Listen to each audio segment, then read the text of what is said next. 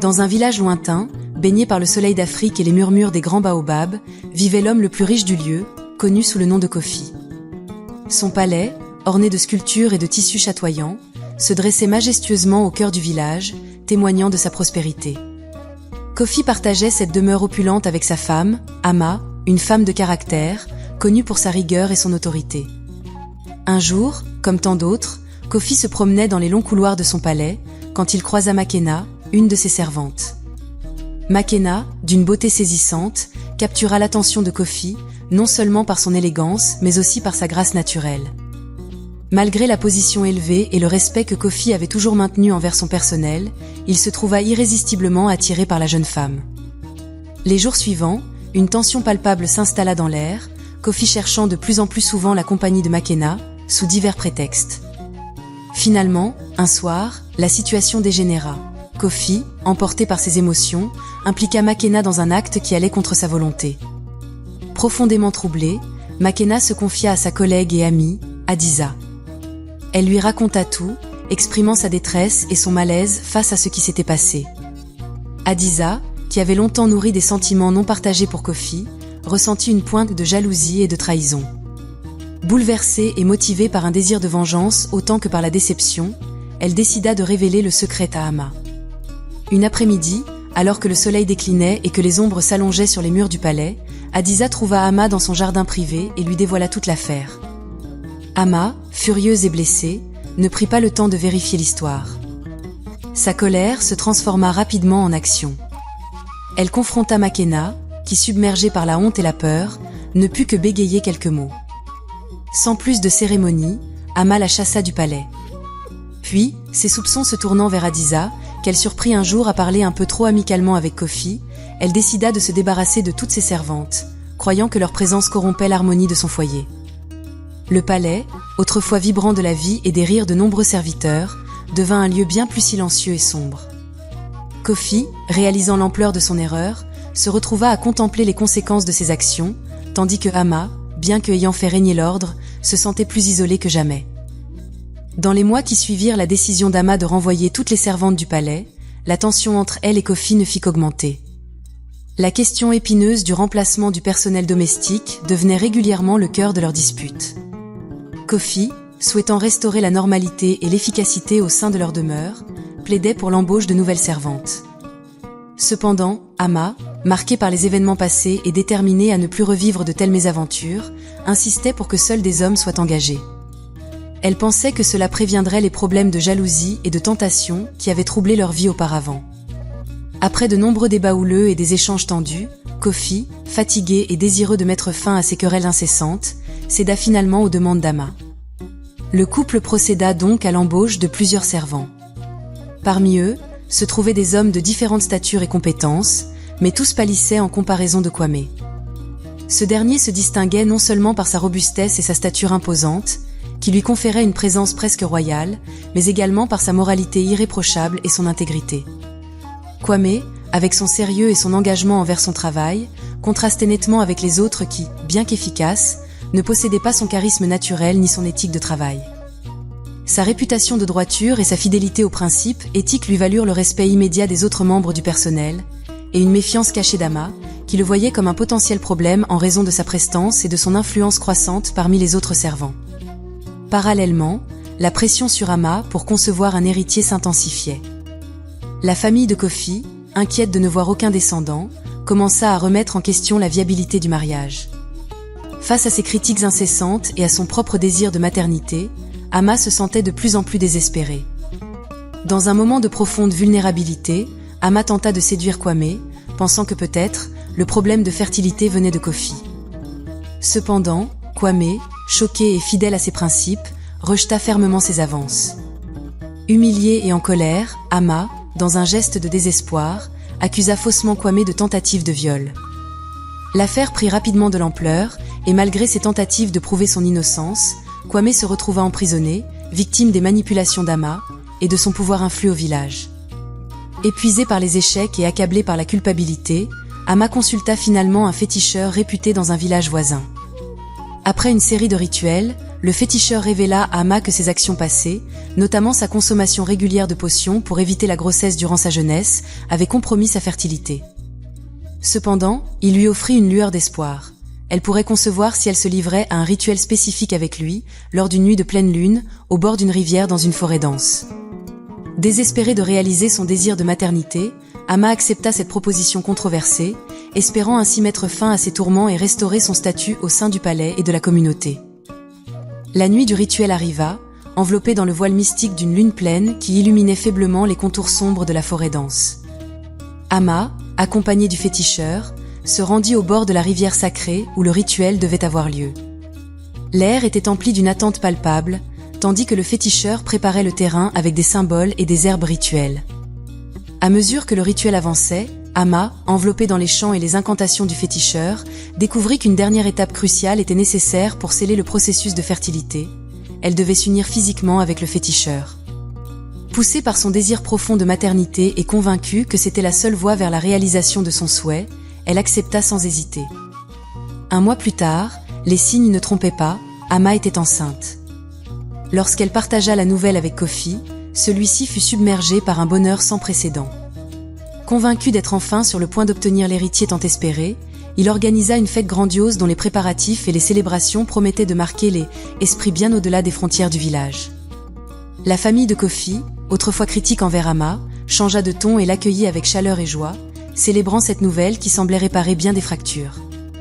Cependant, le jour de la fête, alors que le village tout entier partageait la joie de la famille, une visiteuse inattendue fit irruption. Makena, la servante autrefois chassée du palais, apparut, visiblement enceinte à un stade avancé. Elle révéla alors qu'elle attendait un enfant de Kofi. Après avoir été renvoyée, Makena avait rejoint sa mère malade dans un village voisin, luttant pour survivre dans la précarité. Quelque temps après son départ, elle avait découvert sa grossesse. Face à l'adversité, elle et sa mère s'étaient serré les coudes pour gérer cette situation difficile. Mais suite au décès tragique de sa mère et à l'annonce des célébrations pour la grossesse d'Ama, Makena se sentit acculée et sans autres options que de revenir au palais pour exposer sa situation. La révélation de Makena plongea le village dans la stupeur. Ama, dévastée par cette nouvelle perturbation, entra dans une colère noire. La fête fut interrompue par des discussions houleuses et des confrontations émotionnelles. Finalement, les sages du village, après avoir entendu l'aveu de Kofi sur sa liaison passée avec Makena, décidèrent que la justice et l'équité exigeaient que Kofi prenne ses responsabilités. Ils exigèrent qu'il reconnaisse son acte en prenant Makena comme seconde épouse, une résolution qui, bien que résolvant le conflit apparent, laissa Ama profondément blessée et perturbée par le tournant que prenaient les événements dans sa vie jusqu'alors contrôlée et ordonnée. Dans la complexe cohabitation du palais, où Kofi vivait désormais avec ses deux épouses, Ama et Makena, ainsi que leurs servants, l'atmosphère était chargée d'une tension constante mais gérable. Kofi, conscient de la responsabilité accrue avec deux femmes enceintes sous son toit, commença à réfléchir profondément à ses actions passées. Il souhaitait s'assurer que rien dans son passé ne puisse jeter une ombre sur la naissance prochaine de ses héritiers. Cette introspection le mena à repenser à certaines de ses décisions qui auraient pu blesser des innocents, craignant que de tels actes ne portent préjudice à sa descendance. L'un des souvenirs qui le hantait particulièrement était celui de Kwame, le servant beau et robuste qu'il avait injustement laissé emprisonner sur les accusations d'Ama. Rongé par le doute et désireux de rectifier toute erreur potentielle, Kofi décida de rendre visite à Kwame en prison pour entendre sa version des faits, loin des influences et des pressions du palais. Arrivé à la prison, Kofi fut accueilli par les gardes qui, après avoir reconnu leur visiteur illustre, commencèrent à lui parler du comportement de Kwame depuis son incarcération. Ils racontèrent comment Kwame avait eu un impact positif sur les autres détenus. Non seulement il leur donnait de l'espoir, mais il les avait également encouragés à changer et à améliorer leur conduite. Sa présence avait transformé l'atmosphère de la prison, Kwame ayant protégé les plus faibles parmi les prisonniers et étant devenu un exemple de résilience et de bonté dans un environnement souvent brutal. Inspiré et impressionné par ces témoignages, Kofi s'approcha de la cellule de Kwame. À travers les barreaux, il écouta attentivement Kwame qui partagea calmement sa version des événements qui l'avaient conduit derrière ses grilles. Préparé par les éloges des geôliers, Kofi fut touché par l'innocence et la dignité de Kwame, et il comprit enfin que cet homme avait été victime d'une grave injustice. Résolu à réparer cette erreur, Kofi agit rapidement et discrètement, sans en informer Ama. Après avoir obtenu la libération de Kwame, il lui offrit une somme d'argent conséquente, non seulement comme dédommagement pour les souffrances endurées, mais aussi comme un geste sincère d'excuse pour le tort causé par sa famille. Cette action, bien que secrète, marquait un pas important dans la quête de Kofi pour la rédemption personnelle et la protection de l'avenir de sa famille élargie. 2 mois après la libération de Kwame, Makena donna naissance à un garçon, comblant ainsi le désir le plus cher de Kofi, avoir un fils pour héritier. Cette naissance apporta une immense joie à Kofi, qui voyait enfin la continuité de sa lignée assurée. Cependant, l'atmosphère au palais restait complexe avec la présence de ses 2 épouses et leur dynamique souvent tendue. Quelques mois plus tard, la grossesse d'Ama devint visible à tous, ajoutant à l'ambiance de renouveau dans la famille élargie. Mais un comportement étrange de la part d'Ama commença à inquiéter Kofi. Elle évitait désormais que Kofi passe les nuits avec elle, prétextant diverses raisons de santé ou de confort. Troublé par ce changement, Kofi, un soir, insista pour rester auprès d'Ama, souhaitant renouer avec elle et soutenir sa grossesse. Ama finit par céder à la demande de Kofi, et il passa la nuit à ses côtés. Cependant, au milieu de la nuit, alors qu'Ama dormait profondément, Kofi, incapable de trouver le sommeil, fit une découverte choquante. En se tournant vers elle, il remarqua que son ventre était étonnamment plat, sans signe apparent de grossesse. Stupéfait, il resta figé, se demandant comment cela pouvait être possible. Kofi garda son calme cette nuit-là, faisant semblant de rien, mais son esprit était en ébullition, cherchant une explication à ce qu'il avait vu. Toute la nuit, Kofi resta éveillé, ruminant sur cette situation incompréhensible. Il commença à se demander si Ama avait un amant ou si elle simulait sa grossesse pour une raison inconnue. Profondément blessé par la possibilité d'une telle trahison, Kofi décida d'agir dès le matin. À l'aube, il convoqua tous les membres du palais pour une annonce importante. Devant tous, il déclara qu'il se séparait d'Ama, l'accusant d'avoir menti sur sa grossesse. La réaction fut unanime. Tous furent choqués et considérèrent l'attitude de Kofi comme déplacée et brutale. Ama, surprise et outrée par de telles accusations, demanda des explications. En réponse, Kofi révéla ce qu'il avait vu la nuit précédente, affirmant qu'Ama n'était pas enceinte. Face à ces accusations, Ama, indignée, souleva son boubou devant tout le monde pour prouver sa grossesse. À la vue de son ventre rondement enceinte, la confusion s'installa chez Kofi, qui ne comprenait pas comment il avait pu se tromper à ce point. La tension monta, et Ama, se sentant humilié, joua sur l'émotion pour gagner la sympathie de tous, y compris celle de Makena. Kofi, bien qu'intérieurement convaincu de ce qu'il avait vu, commença à douter de sa propre perception. Afin de restaurer la paix et par crainte d'isoler davantage sa famille, il admit qu'il avait peut-être été victime d'hallucinations dues à un somnambulisme passager.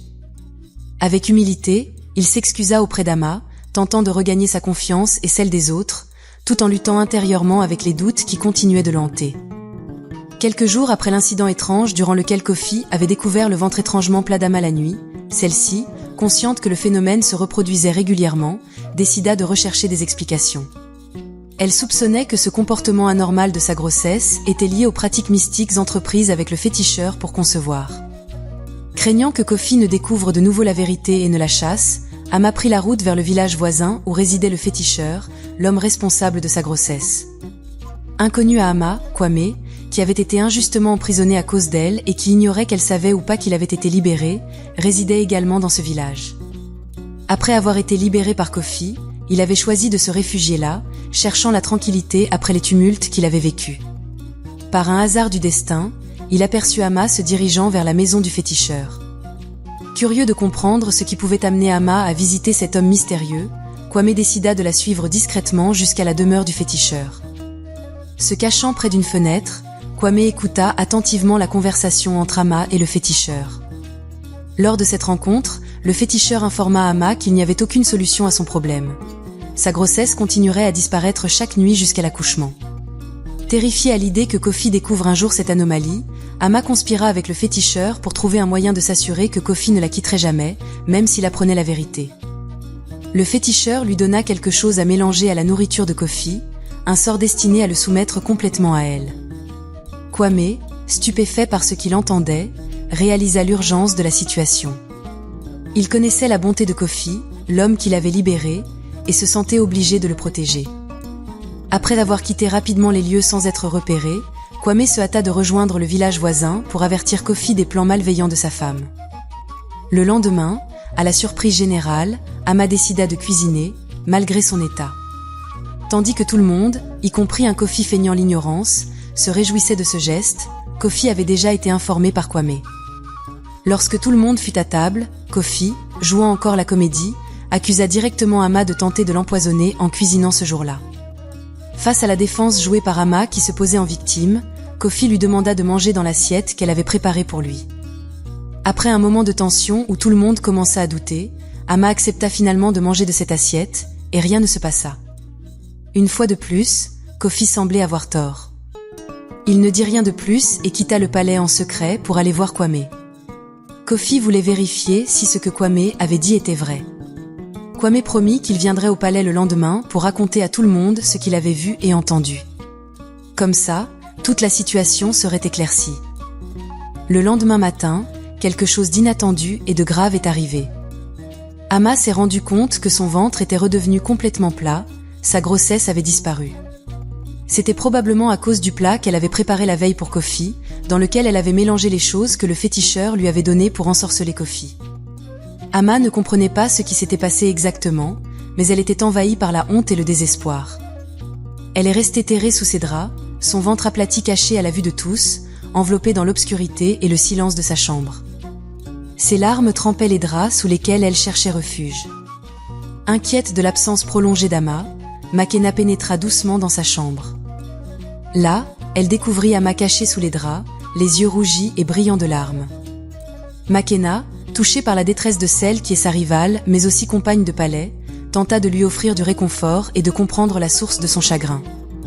Mais Ama, écrasée par son secret et la peur de l'avenir, ne trouva pas les mots pour répondre, ses larmes parlant pour elle. C'est dans cette atmosphère chargée d'émotions que Kwame fit son entrée triomphale au palais. Les retrouvailles furent joyeuses, ses anciens collègues le célébrant comme un héros revenu de loin. Kofi, en particulier, ressentait une profonde gratitude envers l'homme qui l'avait protégé contre les dangers d'une vérité manipulée.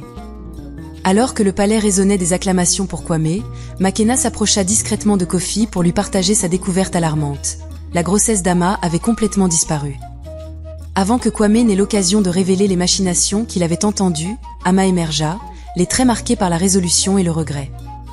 Avec sa valise à la main, elle confessa devant tous les fautes qu'elle avait commises, depuis l'emprisonnement injuste de Kwame jusqu'aux manipulations obscures de sa mystérieuse grossesse.